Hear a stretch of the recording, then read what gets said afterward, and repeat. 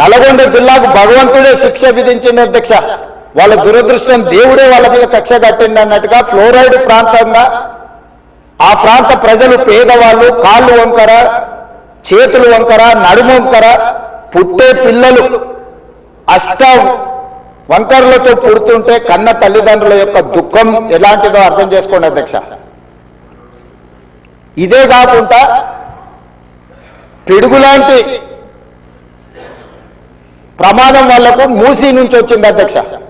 మూసీ పరివాహక ప్రాంతంలో ఆ ప్రాంతంలో మహిళలు గర్భం దాలిస్తే ఈ నీళ్లు తాగడం వల్ల ఈ మూసీ పరివాహక ప్రాంతంలో పండించిన పంటలు, కూరగాయలు పంటలు తినడం వల్ల ఆడపిల్లలు గర్భం దాల్చలేని పరిస్థితి వచ్చిందని డాక్టర్లు రిపోర్ట్ ఇచ్చింది అధ్యక్ష.